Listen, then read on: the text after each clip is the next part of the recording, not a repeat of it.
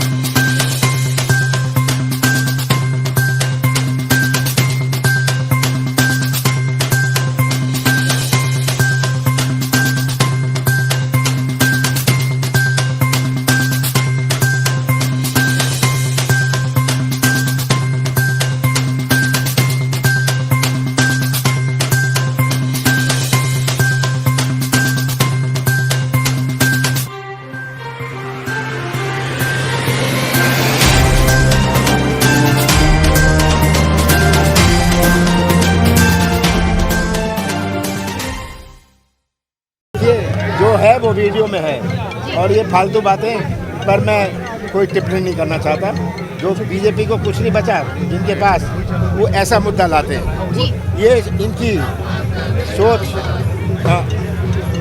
ये करते हैं। सर मुद्दे की कमी है इसलिए लगता है बीजेपी। मुद्दे की कमी है। कुछ बात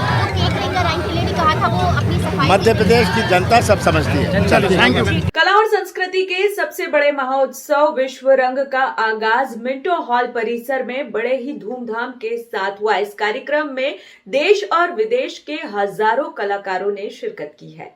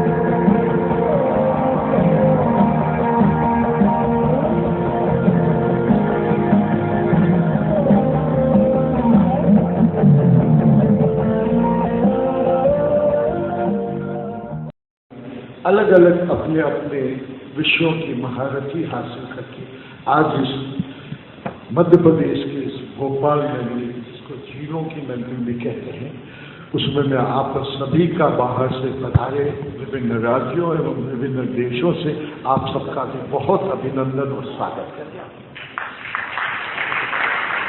वास्तव में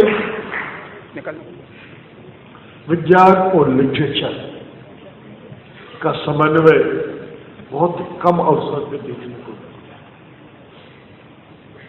विज्ञान एक अलग फील्ड है और लिटरेचर या साहित्य अलग दृष्टिकोण से कला करता है, लेकिन उनको साथ लाना,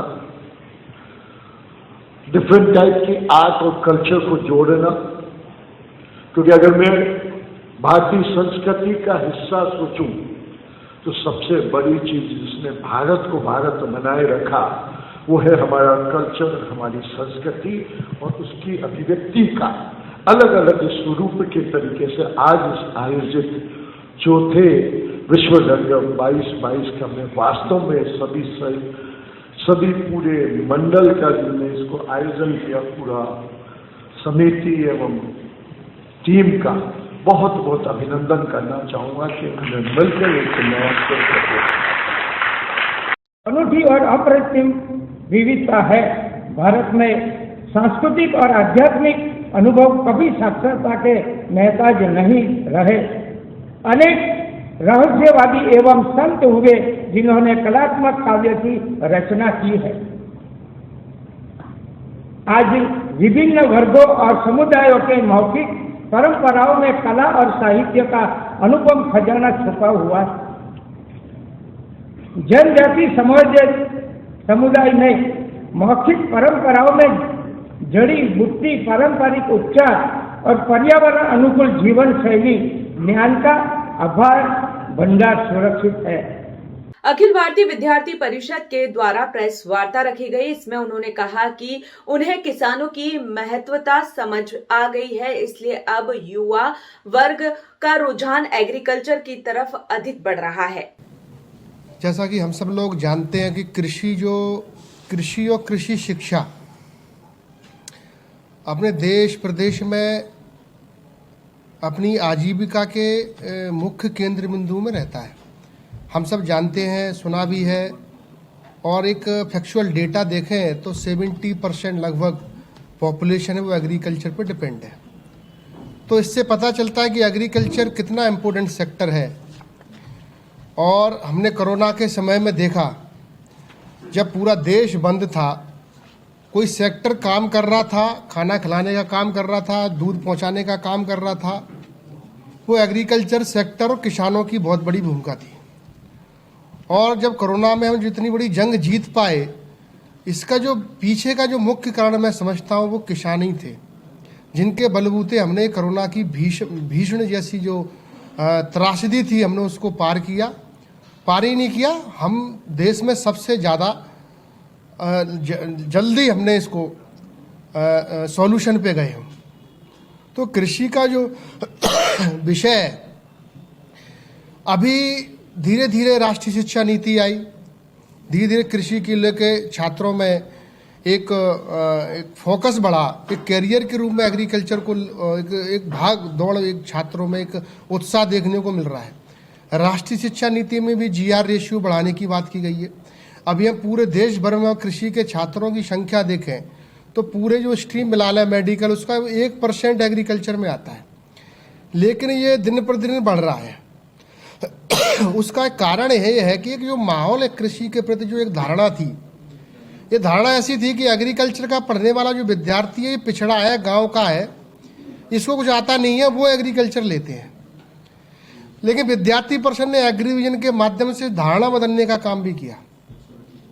किसान जमीन सूखी है, बिना कपड़े के बैठा हुआ है, ये चित्र कैलेंडरों में लगते थे। तो कैसे देश का युवा किसान बनेगा, कैसे कृषि की पढ़ाई करेगा? तो हम सब लोगों ने, विद्यार्थी परिषद के कार्यकर्ताओं ने इस तरह के चित्रों का विरोध किया, जो स्वाभिमान के प्रॉस्पेरिटी, समृद्धि के प्रतीक है, उनको भिखारी की तरह दिखाने का काम इस देश में लंबे समय तक किया गया। और धीरे धीरे आज देश का युवा समझ रहा है, इसलिए कृषि के क्षेत्र में युवाओं की भारी संख्या मैं देख रहा हूं कि कभी यहाँ 20-20 हजार 30-30 हजार लोग पीएटी देते थे, आज वो 1 लाख की संख्या में पहुंच गए हो गया है। तो जिस तरीके से इंजीनियरिंग का जो हाल हुआ है, और मैं मानता हूं कि कृषि के छात्र जागृत हैं और वो संघर्ष करने के लिए तैयार है, और पूरी विद्यार्थी परिषद इसमें लगा हुआ है। इस एग्रीकल्चर को एग्रीकल्चर को इंजीनियरिंग की तरह हम नहीं होने देंगे। राहुल गांधी की भारत जोड़ो यात्रा के मध्य प्रदेश में प्रवेश से पहले मिली धमकी भरे पत्र को बीजेपी अध्यक्ष वीडी शर्मा ने राजनीतिक स्टंट बताया है। उन्होंने कहा है कि मध्य प्रदेश में शांति बनी हुई है, इस प्रकार की कोई घटना यहाँ हो ही नहीं सकती। मध्य प्रदेश सुरक्षित है, मध्य प्रदेश शांति का टापू है, इसलिए न इस प्रकार की कोई घटनाएं मध्य प्रदेश के अंदर कर सकता है, क्योंकि मध्य प्रदेश की सरकार इस बात के लिए प्रतिबद्ध है। और माननीय राहुल गांधी जी की सुरक्षा से लेकर चाहे माननीय कमलनाथ जी हो या और भी कोई लोग हों, सबकी सुरक्षा मध्य प्रदेश में सब सुरक्षित हैं।